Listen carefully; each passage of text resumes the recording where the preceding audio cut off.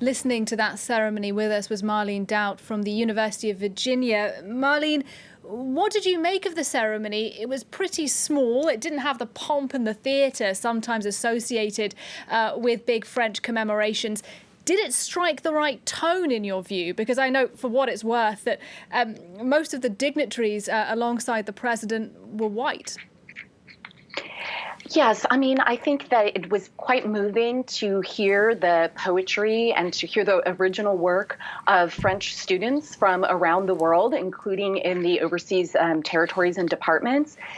However, at the same time, I think that, yes, the kind of elephant in the room, if you will, is the fact that the ceremony, that Macron didn't speak at the ceremony, and that we didn't really hear any of the history of slavery and the slave trade. For example, the bottom of the Atlantic Ocean in the era of the slave trade is paved with the corpses of captured Black men and women from Africa who didn't make it. About 12% of all of those who were captured, and we have to think about the fact that there are 12.5 million total around the world in the international slave trade, and 12% of them never even made it to the destination, died of various causes on the journey.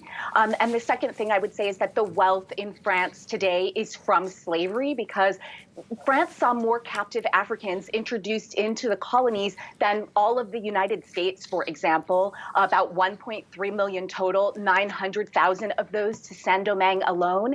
And of that 900,000, almost all of them were on French slaving vessels. So we really need to be having, I think, a different conversation. It is not enough to memorialize. This law has been in place, the Loi Taubira, for 20 years. We really needed Macron to make a statement about whether or not he supports reparations, principally to Haiti, the little nation that France impoverished again in 1825 with the indemnity of 150 million francs. And then also talking about for the descendants, French descendants today in the overseas territories, what does reparations look like for those communities?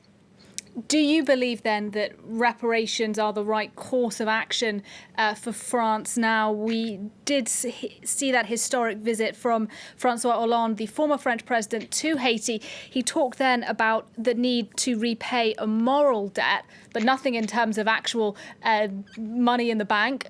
Is it time for money to be exchanged? I think so. And I mean, I think it's so resonant that one of the first speakers, the student speakers, said, you know, when someone commits a wrong, you know, they have to acknowledge the wrong and say sorry. But he also used the word punishment, right? And I would say more like a consequence, that if something of this magnitude, a crime against humanity, happens, it is not simply enough to say that we are sorry or to say that the state is sorry.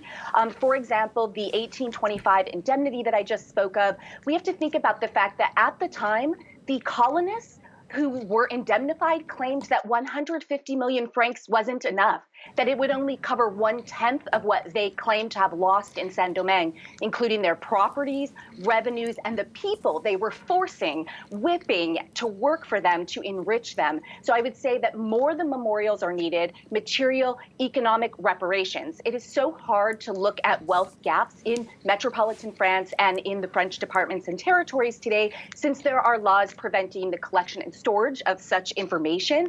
But we're talking about an entire society raised up, propped up, generated on the backs of enslaved men and women, Black people captured from Africa, forcibly transported to the Americas to enrich French people. And this is the conversation that we need to be having at this moment. It's not a question of victimization. It's about recognition and accountability. The Loi Taubira was a first step forward in the recognition, and now we need the accountability. If the state committed crimes against humanity, then it needs to make restitution, and this is what we have yet to see.